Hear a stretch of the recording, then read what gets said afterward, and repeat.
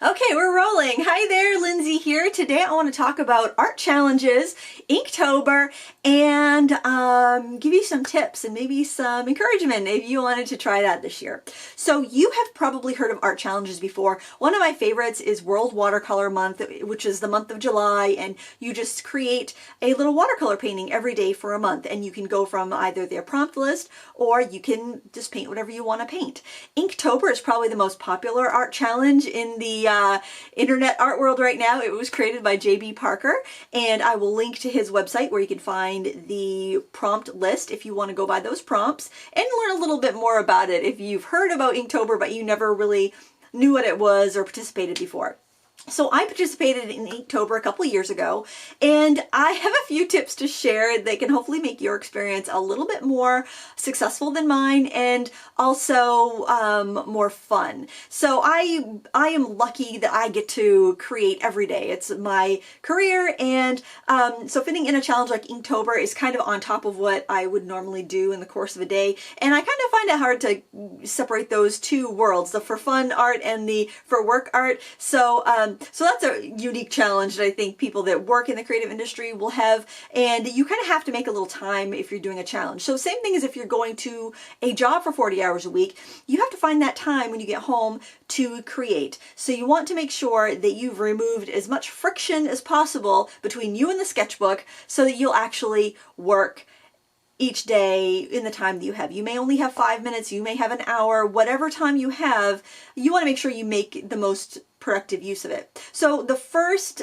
tip I would say is either use a prompt list, and there's the official Inktober prompt list, and I'm sure there are others as well online that you could find to go by if maybe you want to take part in a daily challenge but maybe not use ink or do something a little more specific. You can find a prompt list. You could even use a previous year's prompt list if this year's didn't spark any interest to you.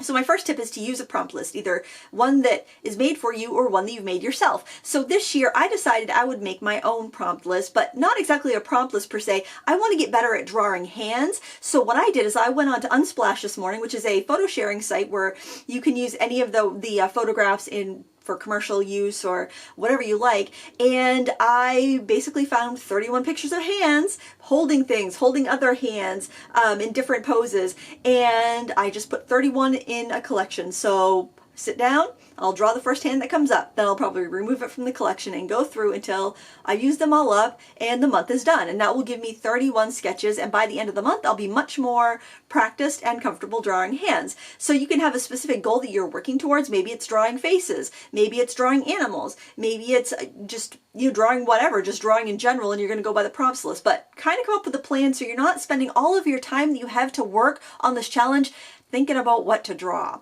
Now, I want to share something fun that I did from the Inktober that I participated in a couple of years ago. The prompt was long, and this is my favorite sketch I did during that Inktober. I thought, long, what am I going to do? Then I thought, well, long hair. And I thought, well, I could do a braid, and then I could make it a rainbow. I had so much fun with this sketch that I never would have come, I couldn't believe it. I never would have come up with this idea without having that prompt long. So interpret it however you want, and I would try to do your drawing before you see anybody else's prompt for the day. That way you're looking at it fresh, you're not influenced by anybody else's idea, and you can make it your own. There is a tutorial for this on my YouTube channel from a couple years ago if you're interested in it, along with a few other Inktober drawings I managed to get done. Now, I kind of fell off the wagon. I didn't stick with it very well.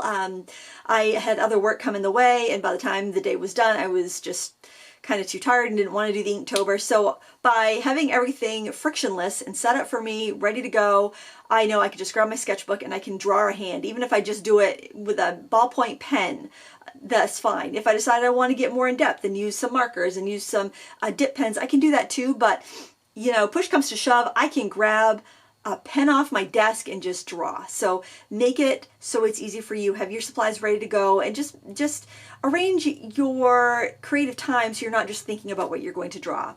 The next tip I have is to be realistic. If you know you don't have an extra hour in your day that you can devote to this, do a 5-minute sketch.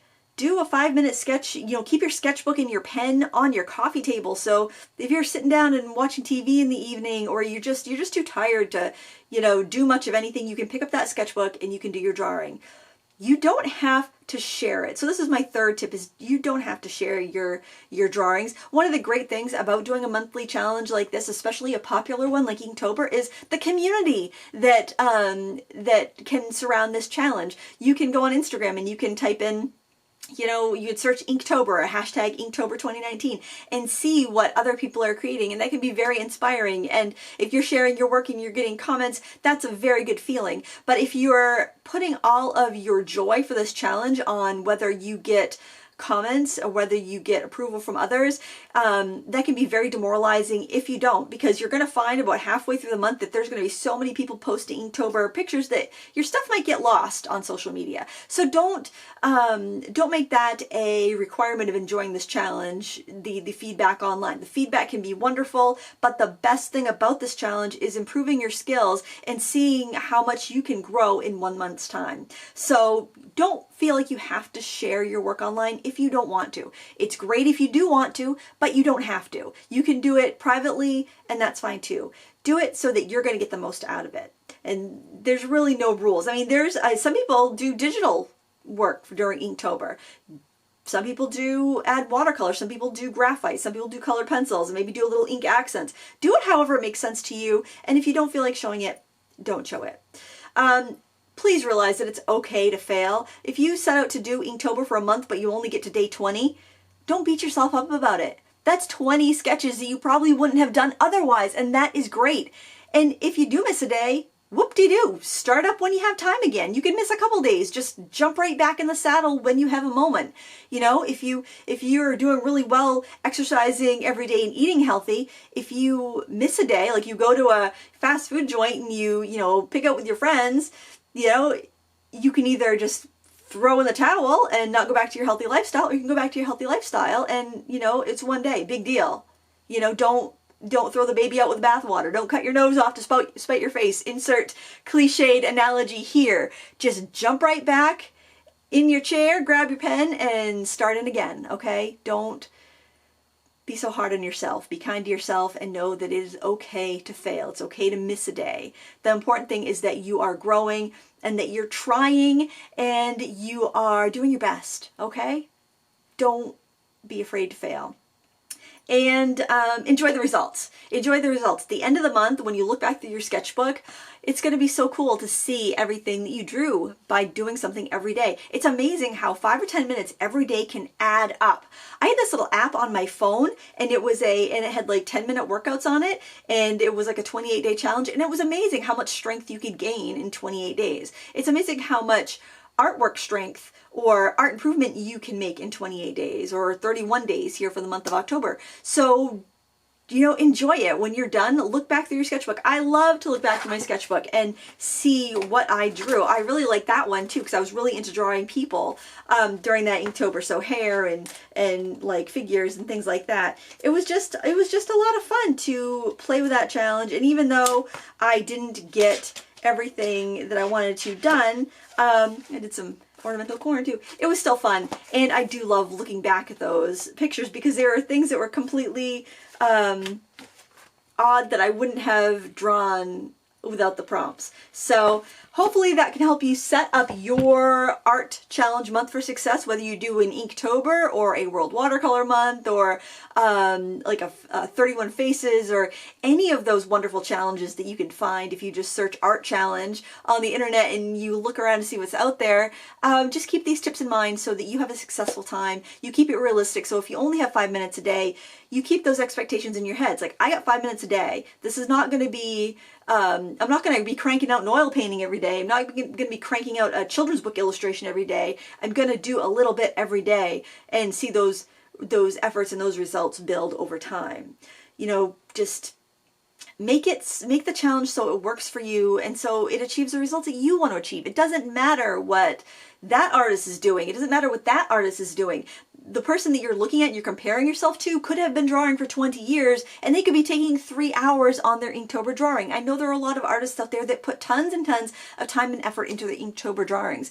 And I even know some that start months ahead so that they can kind of dole them out every day. So keep that in mind when you are looking at some Inktober drawings and you're comparing it to what you're doing. Don't compare. You don't know how long they're taking. You don't know how much experience they have.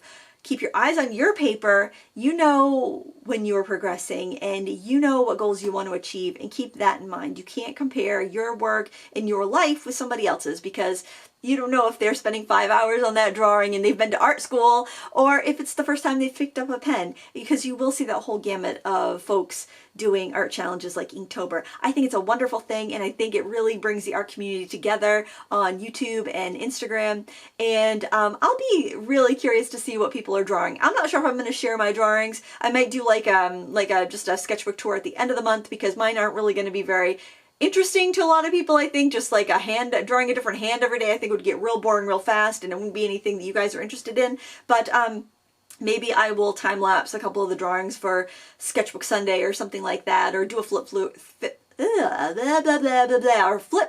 the end of the month. Or if there's one drawing that people really enjoy, then maybe do a tutorial of that at the end of the month. Maybe I'll just do a big how to draw hands tutorial at the end of the month, because I'm going to be an expert by then.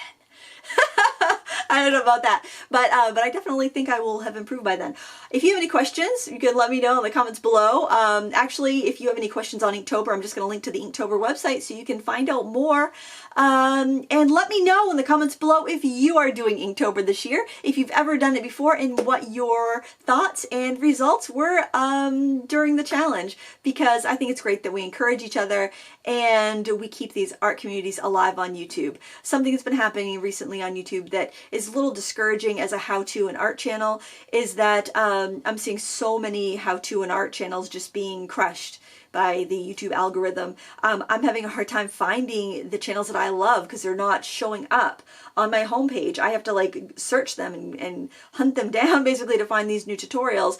And I don't know if YouTube is trying to just sweep tutorials under the rug or sweep art channels under the rug and focus on the late night TV show hosts and all the corporate channels, or what. But it's been real hard for the DIY YouTubers out there, myself included, and I think anything that can bring some positivity to this community and get people inspired to create is a really wonderful thing. So whether you work in paint, or you work in yarn, or you work in fabric, or you work in paper, whatever it is, get inspired to do a little something every day, even if it's only for a few minutes. I hope you found these tips helpful. Thank you so much for watching. Please hit the thumbs up button if you enjoyed this video, and until next time, happy crafting.